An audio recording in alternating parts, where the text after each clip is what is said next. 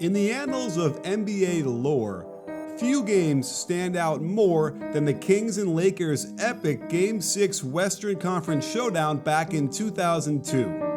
If you don't remember, this was the big shot Bob three-pointer in Game 4.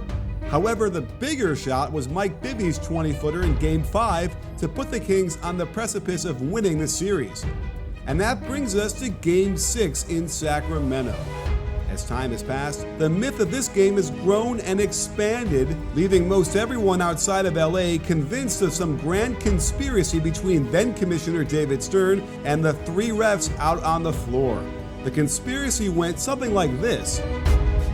Afraid of the prospects of a New Jersey-Sacramento finals and what that would do to TV ratings, the refs decided to ensure the Kings would lose and force a Game 7, breathing new life into the Lakers.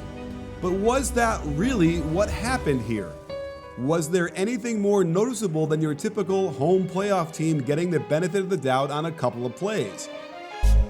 It's time to end this debate once and for all by going through the controversial calls, address the confusion, and arrive at some definitive answers. But beware all ye who enter here, since you might not like what you're going to see. While this was a grudge match in the midst of one of the more intense rivalries we've had in the NBA, both teams ran system offenses, the triangle in LA and Adelman's corner offense based on the Princeton in Sacramento, and it treated us to lots of player movement and great passing. But it didn't take long till Kobe drove to the hoop strong for a reverse layup and got blocked by Divac. But it does appear that Vlade got quite a bit of arm as well, and this was the Western Conference Finals, and generally the refs try to let the players decide the game. And I'm sure it was on the refs' minds to keep this game under control, which might explain why Dick Bavetta, who had no angle on this play, calls a phantom foul on Mike Bibby, who clearly doesn't touch Kobe, but with a slightly provocative arm swing, invites the whistle. And this was in the midst of Shaq's physical dominance of the planet, and he wasn't immune to having the whistle blown on him, as the initial contact is where the foul should have been called, but he gets it anyway for riding Bibby out of bounds. Vlade had a reason to be frustrated by this game, and it started on this drive to his left and floater with the right. Shaq clearly hits him on the forearm with a decisive swatting motion, and you can see the ball flings off the back rim because of it, but no call. What infuriated so many non-Lakers fans back then was how physical Shaq was allowed to be down low to get position. It also helps when he's allowed to be in the lane for over 5 seconds too. Another Vlade drive, a big collision, Ori flops, Divac is knocked off balance, and it was so hard to believe nothing was called on this one that I needed Ronnie Nunn to weigh in on some of these calls. Ronnie was an NBA referee for 19 years, head of officials for 5, and director of development for 3 more, and is our go-to guy when we need insight into the officials. Well, Ronnie, thank you so much for being here to break this stuff down. We got a lot of questions on a lot of different calls, and I thought we could just kind of jump right into it and discuss, a little bit of history from back in 2002. Yeah, and it was part of that history is when I was also on the floor as a referee prior to becoming director. But I wasn't on the inside scoop, but I do recall that information was coming down where we could have done a much better job.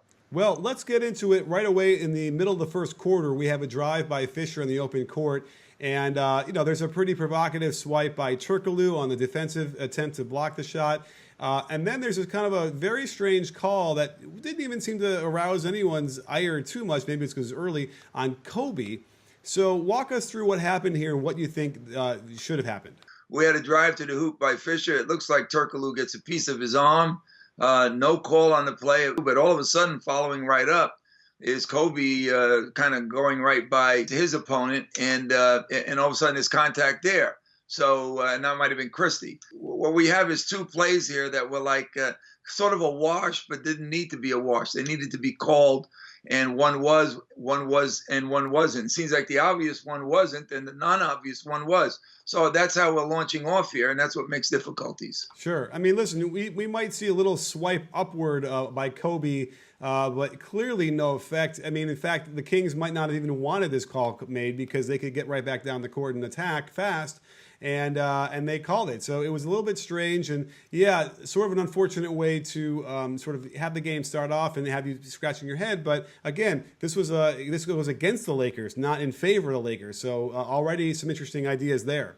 Yeah, because I know a lot of the balance has been against Sacramento, but when you look at this game, there are plays on both ends that each team could be upset with.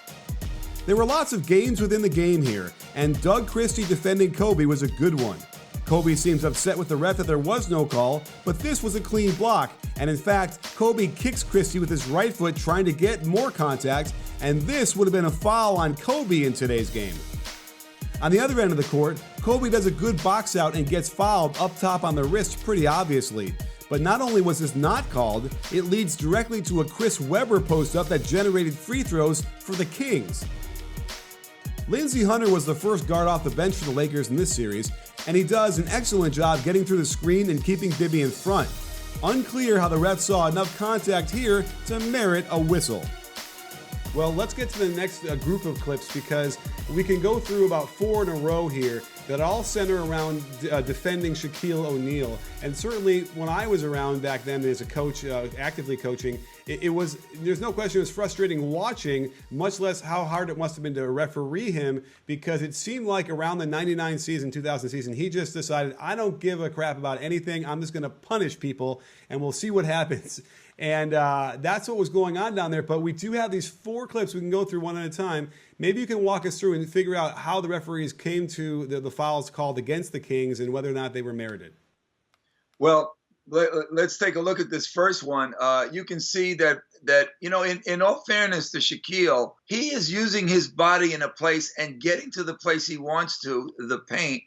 And we don't see a lot of firm up by his defenders. In other words, a firm up where people really wanted to really not allow him to get to where he wanted to go, at least show legal firm up. And what we really see is kind of defensive players acquiescing to him putting that big body and that big back and backside back into people, but not completely dislodging them. They're giving in to him. He gets the ball, and then the contact calls that you will see as we see the sequences are really not enough. And I don't think we were very good with Shaquille in managing the defensive postures of the defenders against them. And I think Yao Ming suffered in this area too. They were big, and sometimes they looked like they were doing more than they were, and they really weren't. And we were calling fouls where we should not have. I agree. Now, certainly the first clip, he's in the lane for 5 seconds, probably more. It's harder to see a little bit off the screen. And I feel like that could have gone a little bit of a way towards cleaning that up. And they did catch him on 1 3-second that actually later that wasn't even a 3-second call. We'll go through it later on in the show. But let's look at the next clip, though, because we have Scott Pollard comes out, and he had to play a pivotal role in this game because of the foul trouble that Vlade was in. What about the second clip that we see here on a quick sort of duck in underneath the basket? And here's a play where Shaquille gets a very nice dunk. He turns and dunks. He's in deep enough, and Pollard is really not in the play to affect that kind of contact. So, but we have a whistle on him, and this is the kind of action that proves to be difficult. And I think more training had to be done. And by the way, more training was done about verticalities and vertical arms and positioning. Today, I doubt that call would be, a defensive foul. We have another one where we have Shaq rolling to the right block across the lane, and we have some contact with Vlade trying to hold his position. What do you think happened here? What caused the trigger to blow the whistle? Well, here we have Shaq coming across the lane, and we have a stiff arm, and this is what alerts the official on the baseline or any other positions. The stiff arm looks like it's impeding him to cross the lane. I mean, he's trying to go from point A to point B for an entry pass.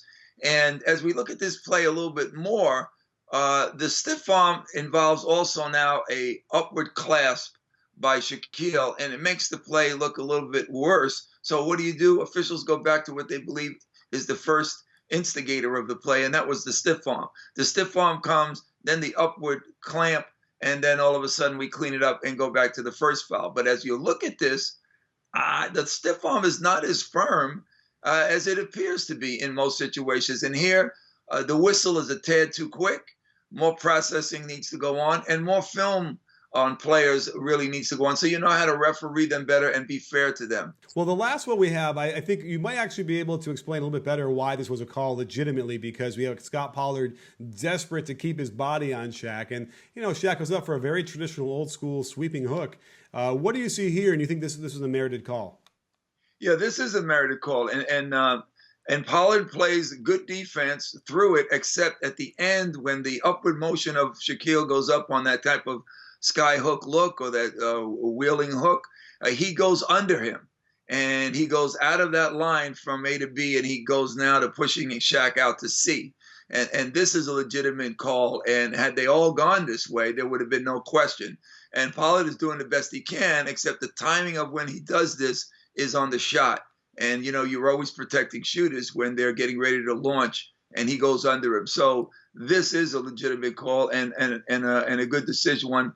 And it's decided quickly. And it doesn't even have to be decided that quickly. It is there. And they're looking. They show the movement of the lead official coming off. They are looking for plays that are legitimately there, and there was one, so they jumped at it.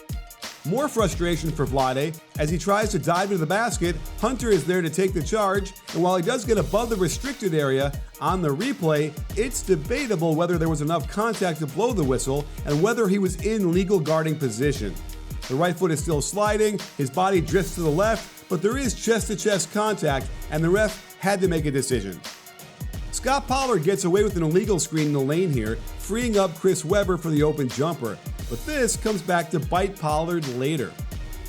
Pollard gets involved with this hard drive to the basket, and Shaq steps in for what should be a charge, but nothing is called. On the putback, a wild attempt to block this reveals a left arm in the back, but the replay shows it was clean up top, so basically, everyone on the floor should be upset with the refs on this sequence. Webber posts up on Horry for another game within a game as these two went at it all series. Webber keeps his right arm in by his side. Horry tries to lure the whistle with a flop, but the refs aren't buying it as Webber lays it in over the front of the rim. Early in the second, dynamic Kings guard Bobby Jackson drives hard into the middle. Samaki Walker steps up, is clearly inside the restricted area, and gets his arms out in front, not vertical. Then brings them down with all sorts of contact across Jackson's arm, but no call, and the Lakers get the ball back. Devin George gets lost for a second, and on the recovery to Turkoglu, swipes at the ball and is visibly upset the whistle blows. The replay isn't conclusive, but certainly appears to be very little contact, if any, and it also appears as if the dribble is lost before the attempted pickup. Kobe gets baseline and goes strong to the hole for a reverse dunk before missing it wildly. He's upset at the refs, and here's why. Webber whacks him across the forearm on the way, dislodging the ball from his hand. The lead official is shielded from his contact, so he didn't call what he couldn't see, but Kobe is right to be upset. This is minor, but on the lob to Shaq, Vlade does get his right arm extended slightly, which would have caused an in-air Shaq to drift forward, unable to catch this pass. I've seen this called plenty of times, but it's a Lakers turnover instead. One rule I have is that if you can hear the foul from the audio on the TV, then it's got to be whistled on the floor. And D-Box as this third quarter gets underway. Rick Fox hits Turkoglu on the arm to knock the ball away, and then it's Turkoglu who gets the loose ball foul. Like we said earlier, officiating Shaq in the post was the hardest thing a ref had to do back then. Vlade is allowed to use his right knee to dislodge Shaq while he's in the air. He's off balance immediately, and the help defense knocks this away into a steal. While Pollard correctly was whistled for appearing vertical but initiating contact earlier, Vlade is allowed to do the same exact thing, stepping into Shaq with his arms at a lower angle, but no call is made, and Shaq has to throw it up with no chance of going in. Kudos to Bibby, who's probably not even 6 feet tall, for challenging Shaq in the lane. There is definite contact by Shaq's left arm into the body of Bibby, but Bibby has his right arm extending a bit too, so I can see why the refs let the players decide this one. At the end of the third, Bibby attacks Fisher off the dribble, all sorts of contact by both players initially, but when Bibby rises up to shoot, clear contact by Fisher on Bibby's right forearm, causing the ball to get knocked loose. To make matters worse, on the ensuing transition play, Kobe gets all the way to the basket for a layup between two players. Pollard gets in the air to contest from behind, but seemingly no contact, yet Kobe still gets the whistle for a crucial and one. Lakers fans were upset at this one as it appears Bavetta misses the travel on Bibby's initial move. Although he does get the ball down pretty quick as his feet are beginning to move, so it's iffy even though the bench is up in arms. But then Fisher gets knocked down in a big heap and he's called for the blocking foul. The replay shows this was a correct call as Fisher embellished this contact big time, otherwise known as a flop. While Pollard might have felt emboldened by his earlier legal screen to free up Weber, he tries another one for Peja Stojakovic, but the ref is all over it and it's a turnover. While I criticized the refs for missing an egregious 3-second violation on Shaq earlier in the game, this one is ridiculously fast. At precisely 3 seconds of real time, the ref is blowing his whistle and giving it back to the Kings. No way. Well, we know Vlade has been notorious for trying to take flops against Shaq during his whole period, all those years that they were playing against each other, Lakers versus Kings. So the irony here is that Vlade's on the bench, he's in foul trouble, so Weber has to guard Shaq a little bit, and he tries the Vlade attempt to sort of flop he tries to defend him, he ends up on the ground, and the referee gives him a foul call. What do we think this is here, and what should the call been? This is the ongoing processing of flops by players before the league began to really tie this down and fine people for flopping. So this was a time flopping was big. Vlade was very good at it.